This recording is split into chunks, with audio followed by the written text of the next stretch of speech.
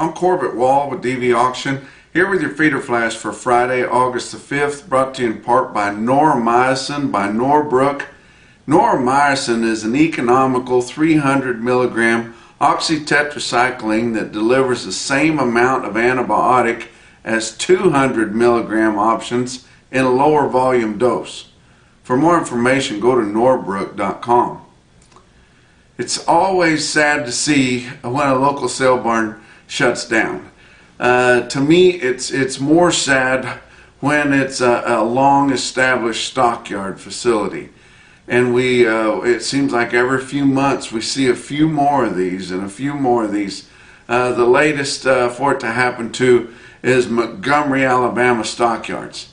And if you guys are regular watchers, you know I was just there a few months ago, back this spring, setting up Montgomery for internet bidding on their board sales that they have regularly there. But I tell you what, a really nice facility. When I was there on that visit, I got to kind of just tour around and walk through and just look all around and think about everything that's happened there over the years. But it's sad to say that Montgomery Stockyards is going to be closing soon. Last sale is scheduled for August the 22nd, so if you guys are in that area, you'd like to come to one of the last sales, or Monday sales are going to conclude here in just a couple of weeks. But my gosh, it's so sad to see that happening. Now, you know, did they go broke? No. Mr. Jerry Etheridge there, that's been running that facility for a long time, he owns the business, but he does not own the property. And so the property owners are looking to do something different with that property.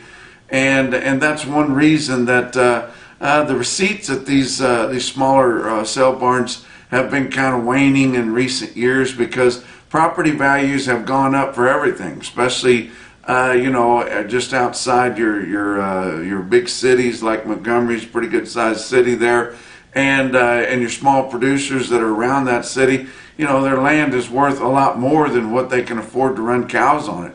And that's happening you know, all over the country. And I've said several times, but you guys know it's true, there's no place in these United States that you can buy property and pay for it by running cows. Just can't do it.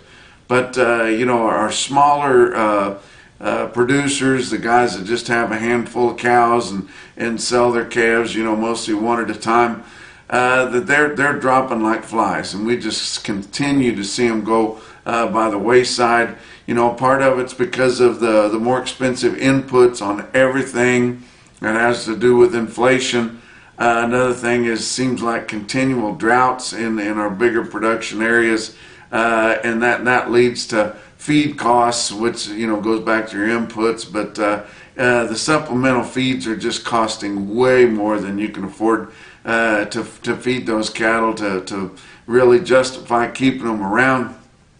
But you know, there's other things like the threats of mandatory ID and things like that, you know, and guys are thinking, you know, if I'm going to have to put ID tags on all these and scan them and keep track of them and all that kind of stuff, I'm just not going to do it anymore. You know, plus the average age of your cow-calf man, especially your small producer, is, you know, somewhere close to 70, if not above. You know, your smaller, you know, or younger folks, from them, you know, they've had to go on and find something that makes money. They can't really enjoy the leisure of just having a few cows around.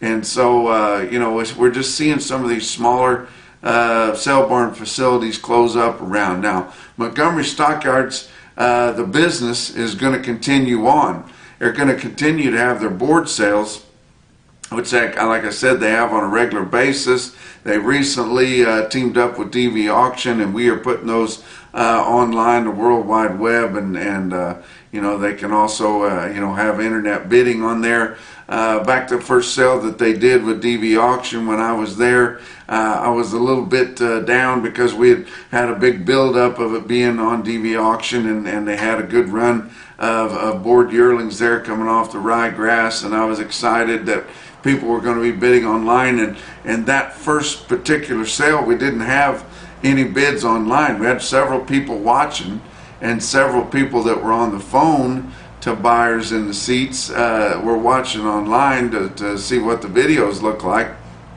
and to keep up with the sale.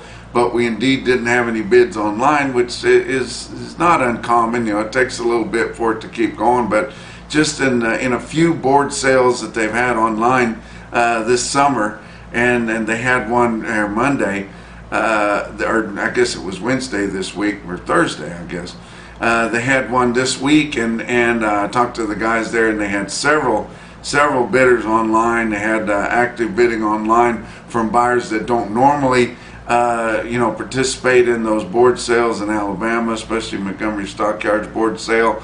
So I was very encouraged by that. Also, even that first sale, Jerry told me that he had a producer that had not sold cattle, loads of cattle, like board sale type cattle, on their sale before, and he had watched the broadcast on DV auction on his cell phone, and he said that's what needs to happen. And so he said, next sale you guys have, you can count me in to consign my cattle. So it's better for the market, it's better for the buyers, it's better for the consigners, everybody, and more exposure doesn't hurt anything. But they're going to continue to have those sales, your board sales from Montgomery Stockyards, and I don't know if they're going to continue to call it that. I would assume that they would, because it's Jerry Etheridge's business, and then he's been around the industry for so long, and I have a lot of respect for him. He's big in the LMA and big for competitive bidding, and I hope they continue to do that.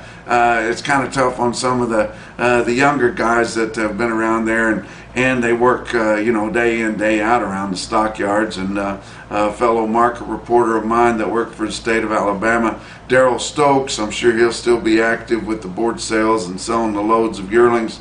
But Chuck Bradley, the best auctioneer going, I think, in my opinion. He's a world's champion. He's just won the King of the Ring here last weekend, but he sells that sale every week, so he's not going to be in the weekly activities around there anymore. Young guy there that's backgrounding several of his own cattle, and he's been working around there in recent years as Wesley Grantham, who I met and enjoyed meeting there. But you just always hate to see it whenever you have a sale barn like that go down, especially a stockyard facility. But they're going to continue to have those sales, and like I said, they had a board sale, and it was on DV auction. They had active bidding on there, and that happened on Wednesday night. I finally got that right. But including in there was some stick-out sales. They had a load of calves, 775-pound steer calves, 60 days weaned, sell on the board sale for immediate delivery at $173 in Alabama, guys, big time sale. And then had 2 loads of yearling steers weighed $810 for immediate delivery at $169. So when guys can do that, and I think they're going to continue to do business with Jerry Etheridge and his partners there, and whether or not they continue to call that Montgomery Stockyards board sale, I would assume they would, but we'll see. But we're going to keep you abreast when they're going to have more board sales on there. And that's what your guys in the Southeast really need to be doing, is keeping those light calves local. They're easier to straighten up local. Make them into yearlings, and you see what they bring. They bring within just pennies of what the cattle bring out in the 5-area feeding region. So I'm going to share that information with you. Let's talk about your board on Thursday. August live cattle futures down 20 cents at 137.70. October down 30 at 143.65. Your back months on live cattle down a nickel to up 52 cents. Feeder cattle pits, August down 27, which is not bad because, your grains are up. Corn was up 10 cents. So just being down 27 cents after being up big, on Wednesday's session, that's not bad at all. But finishing the day at 179.07 on your spot August. September was down 32 cents, ending at 182.57. Your back months were kind of mixed, from down 22 cents to up 20.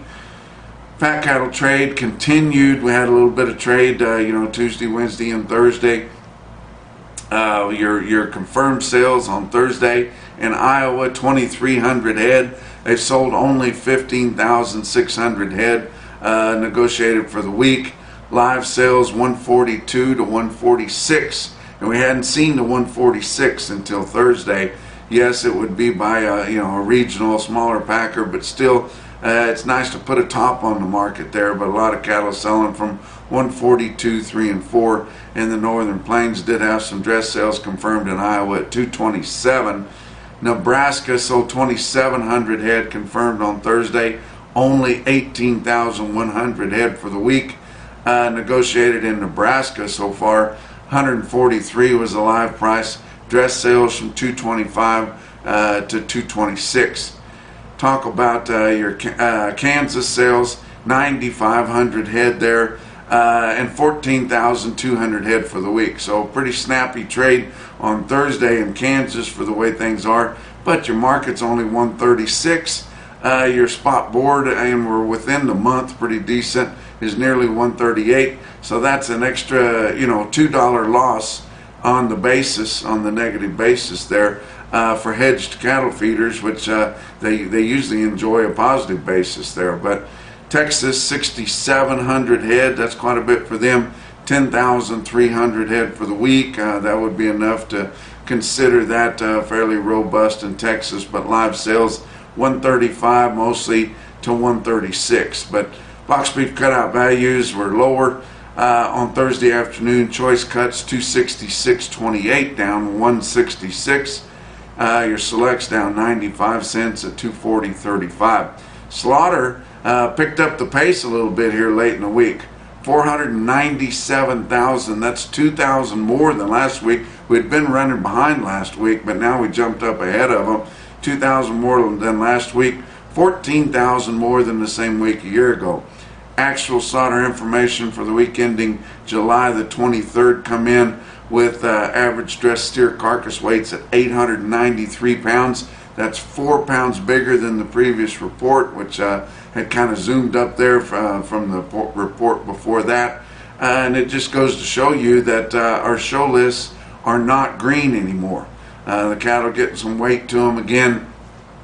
Of course, we haven't had any big holidays here, after we got through the 4th to slow slaughter down, and your packers have been slaughtering quite a bit all the time, getting their cattle bought a little bit cheaper, just about every week. But I tell you what, it's and people think that I don't want the feeder market to be good and stop talking down our feeder market. I'm just telling you guys, it's getting a little bit scary when every day your feeder market's $2 to $3 higher than it was the day before.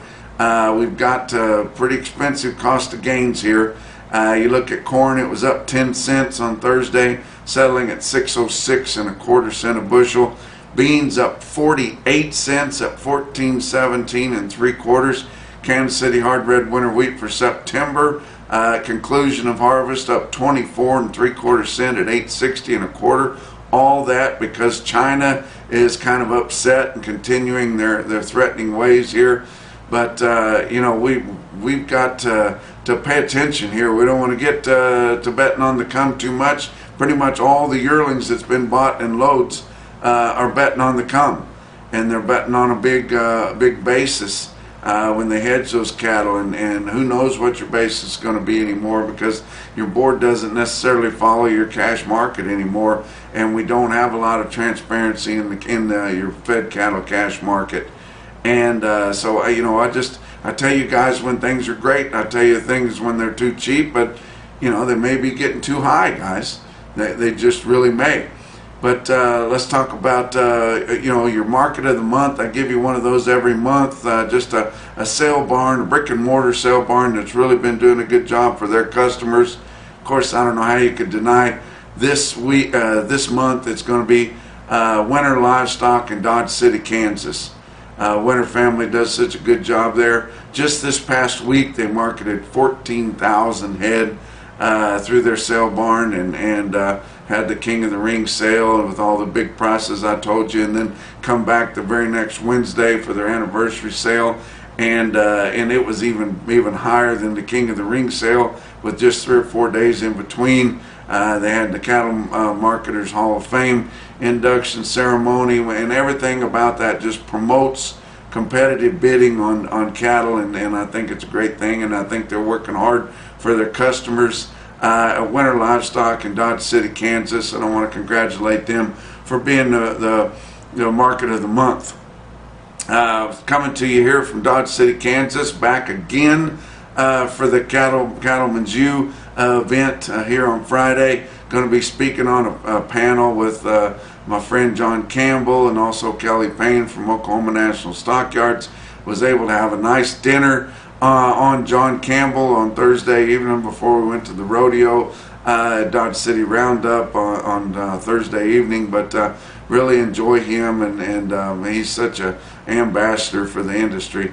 Let's talk about your feeder cattle market, your real-time index on DV auction. Late in the day on Thursday, sitting at 174.15, up another 96 cents. You know, over 174 based on an 800-pound steer, cash market up through your middle 12 states. That sounds pretty good. It's still $5 back of what your spot August feeder cattle contract is. Whether that makes any difference or not, I don't know. But man, they've got these things high. I tell you what, you know, calves are going to be high because we've just about killed all the cows. So calves are going to be really high for the rest of the summer, and especially when things cool off and we get into the fall, especially for weaned calves. But at some point we got to get the fat cattle market up there. And you guys are tired of hearing me say it. How do we get the fat cattle market higher whenever nobody's trading negotiated cash? I don't see it. That's why I keep fighting for Cattle Price Transparency Act and getting something done, guys. We just got to have more trade. Let's talk about your big sales on Thursday. Farmers and Ranchers Livestock in Salina, Kansas. Here's your Zoetis stick-out sale of the day. 4,500 head there on offer. Feeder steers $3 to $7 higher. Feeder heifers steady to $5 higher. Look at this automated market report from Cattle Market Central. You see 1,269 head of 8-weight steers in Salina, average 846 with a weighted average price on all those 8-weight steers of 176.52. Wow. 956 head of 9-weight steers in Salina, average 946 with a weighted average price on all of them of 170.52. How about Winter Livestock in Pratt, Kansas? 2,200 head there. Feeders selling $4 to $9 higher than the big Hall of Fame sale that they had a week ago. Just unbelievable how they continue to gain ground. Another big Kansas sale that doesn't always have big runs. It's more seasonal, but they're sitting in the southern end of the Flint Hills and getting a lot of those cattle right off grass. I told you the bulk of those Flint Hill yearlings sell private treaty and just go straight to the feedlot. But guys that miss the boat, maybe it's not as hot or they're not getting as many bids because a lot of those guys that typically buy cattle out of there in the country have gotten kind of full. They're not able to get what they're asking, so they're taking them to the sale. Guys in the northern part of the Flint Hills took them to Salina, Kansas. Guys in the southern part of the Flint Hills took them to El Dorado, Kansas. 3,600 head on Thursday. Feeders $2 to $5 higher. Look at this automated market report from El Dorado. 722 head of 7-weight steers, average 752 with a weighted average price of 178.61. 530 head weighed 828 on the average of your 8-weight steers, average 175.15. That's $2 to $5 higher than the big sale that they had a week ago, guys. It's like I've been telling you. Heifers, 1,043 head of the 7-weight heifers off grass there, average 742 with a weighted average price of 170.64. Give you a couple of individual quotes. How about Clarinda Livestock Auction in Clarinda, Iowa? I got my old friends there that used to be at Maryville years ago, but they're doing a good trade there at Clarinda, Iowa. They sold 67 head, 795-pound steers at $182.60 on Thursday. But the best quote that I saw anywhere on Thursday, your microsyn, no BS, top quote for the day, come out of Farmers and Ranchers Livestock in Salina, Kansas. They sold 131 head of 824-pound steers at $185.10. That's your feeder flash for Friday.